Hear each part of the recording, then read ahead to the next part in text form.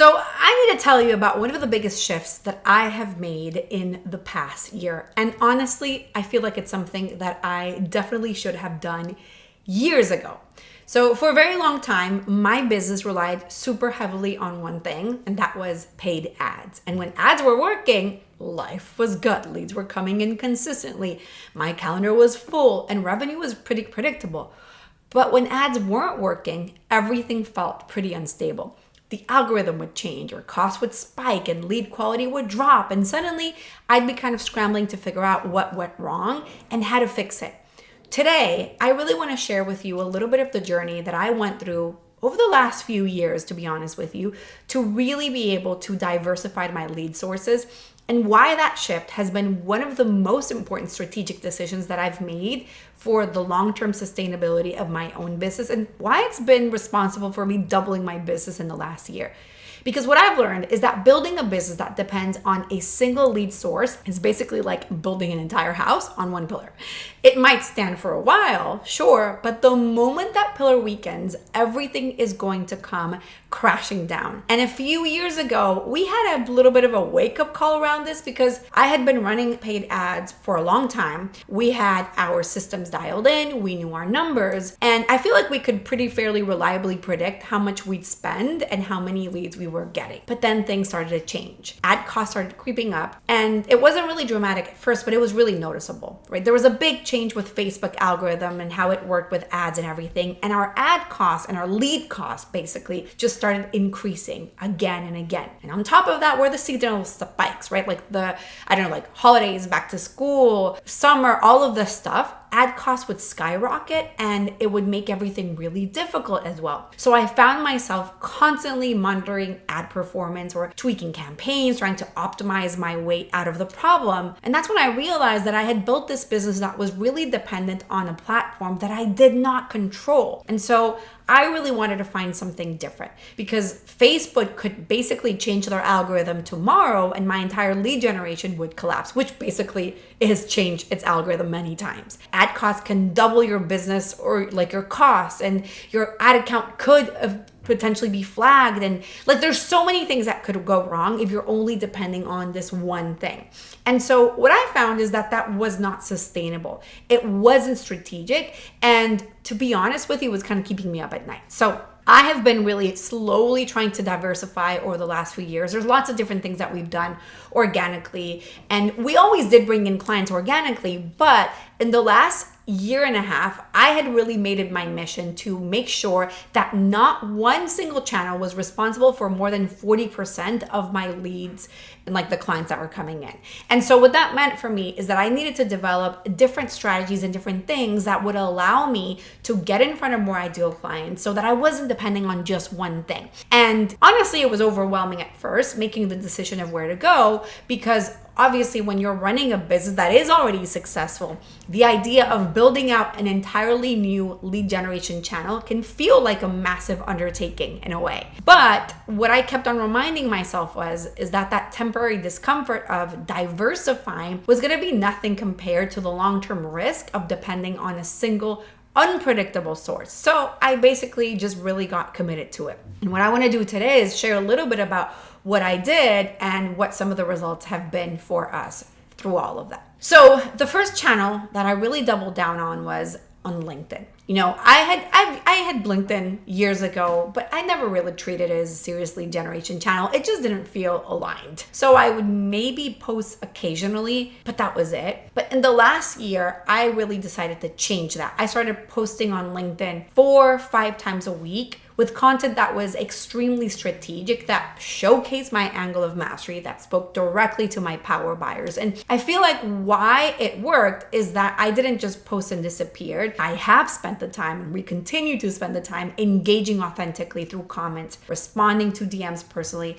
and connecting with people and building relationships. I have not done like cold DMing on LinkedIn. It's not my thing, but it's been more about focusing on building relationships. And because of that, the results have been really powerful. LinkedIn has now become one of my top lead sources, bringing in a lot of highly qualified prospects who by the time they get on a call with me, they're kind of ready to go. And so that has been incredible. I have attracted and enrolled so many amazing clients from LinkedIn. And the cool thing is that they're free, right? I'm not spending money on ads. The algorithm, I'm not depending on it. It's all about strategic content and being really visible. The second source that I have focused on is YouTube, recording these podcast episodes for a while. But honestly, I wasn't really optimizing them for YouTube at all, right? They were like Facebook Lives in the beginning, that was about it. But the last, I would say, 2 years, I've gotten really strategic about it, really treating my podcast as YouTube content, optimizing titles for search and creating better thumbnails and organizing my content into just better ways, right? Having the clear call to action for my brand message assessment and just making sure that I've grown my channel as much as possible. And this is really different. It's a different type of algorithm, right? People aren't just scrolling, they're searching for solutions to very specific problems. And so when they find a video from me where I'm breaking down exactly how to solve that problem using my frameworks, it just does a great job of pre-selling people and kind of getting them ready to buy by the time that we talk. So YouTube leads tend to be really, really warm, right? They've often watched multiple videos. They oftentimes spent hours consuming my content before they even booked a call with me. So they get my language, they get my approach, they're not shopping around, and they're ready to work with me and ready to go, which has been amazing. And also, by the way, my YouTube channel has also brought me clients from ChatGPT as well. But that's a whole other thing. The other source that I've been focused on is strategic networking. And I'm not talking about joining Facebook groups, which is what I used to do years ago, and dropping links or whatever. I'm talking about building genuine relationships with people who serve similar audiences but aren't really competitors. So I've joined a few high quality mastermind groups and networking communities where my ideal clients are hanging out. And that has been really helpful, establishing relationships, doing workshops for other people's audiences, and then just building those relationships, showing up genuinely, contributing value without pitching, and just being there. Naturally, those relationships have led to referrals, to collaboration opportunities, to introductions to people who were really perfect fits for my work. I have loved this, and I kind of regret that I didn't do that from the beginning because it's such an easy way to bring in clients. So it doesn't feel like I'm marketing, it just feels like I'm building meaningful professional relationships that happen to also bring in clients. So that has been amazing. The fourth source that I have really prioritized, and I used to prioritize as well, but now in a different way, has been referrals, right? I got much more intentional about it. I used to hope that happy clients would refer people, but now I actually have a system for it. And so I make it really easy for others to refer people by giving them a very clear language about what I do, who I work with, how to bring in referrals, like all of these sort of things. And I created a very simple process where my clients can introduce me to other people directly or just send them directly to my brand message assessment. So that part has also been incredible and a great way to bring in clients. And so, we have really increased our referrals a lot this year, and referred clients tend to be the easiest to work with because they already trust me because they already have a relationship with the person that already went through my program. So another source that has also been great this year has been Instagram, even though I'm not very active on Instagram at all. I don't post on stories. I don't do a lot of reels. I'm not here trying to build a massive following. Like if you look me up at Fabi Paolini, you're gonna notice, but I do show up strategically.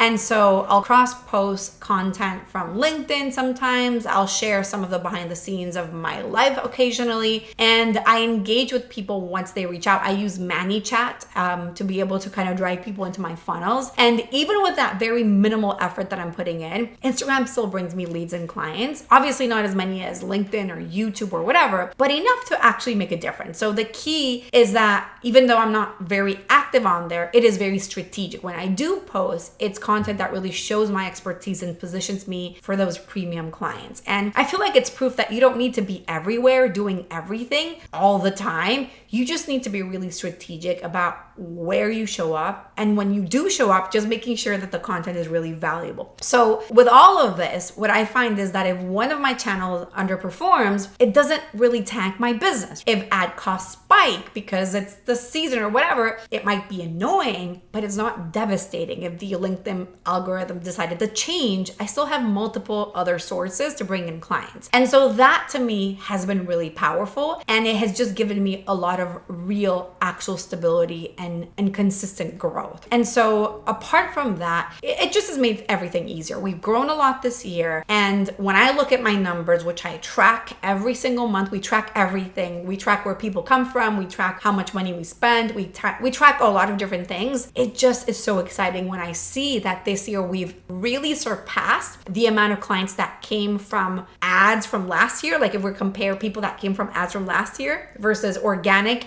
this year, it's much higher. And so obviously all of that has made it so that we have really grown our business this year. We've doubled it in income and in the amount of clients that have come in as well. And that has been amazing. And our costs have always obviously been lower. And so that has really allowed me to build a lot of real relationships with my audience rather than just running ads at them. Mind you, again, I was always doing organic, but it's just been a little bit different this year. So obviously this is time consuming, right? It does take time to be able to be present in so many platforms in so many different ways. But when you have a good system and when you have a solid message, everything is easy. And I genuinely feel like the reason why this has worked so well is that the message is really clear and I don't have to reinvent myself for every single platform. The message does the work for itself. It does the heavy lifting. And so we literally get calls booked every single day. And when I go to track where they're coming from completely different places. And that to me is one of the most exciting things in the world. It makes everything easier. Obviously, you do have to put a lot of time up front in building the systems that you need, optimizing your profiles and defining what the strategy is going to look like. But as long as the message is speaking to your power buyers and you're using your angle of mastery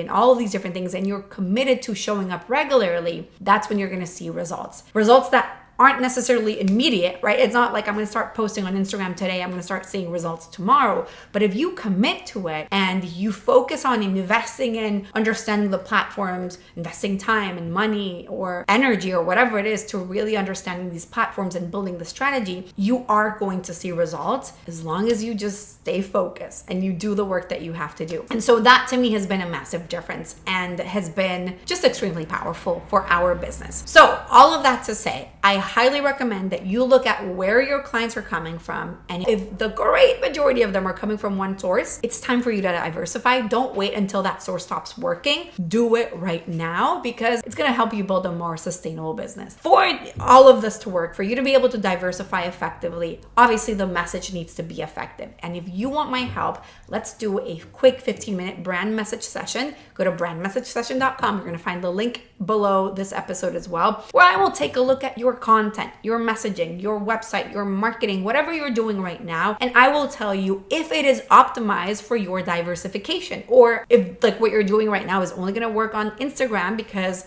it's great at going viral, but not necessarily at capturing leads on LinkedIn, for example. There's definitely a different strategy there. So I can give you a little bit of insight on that and tell you how to adapt your message to make sure that it's speaking to the right people. Make sure that you book that session below and you follow me on YouTube, Apple Podcasts, Spotify, Instagram, LinkedIn, TikTok, literally everywhere. And just let me know if you listen to this episode. Shoot me a DM. I would love to hear your thoughts, and I will see you in another episode.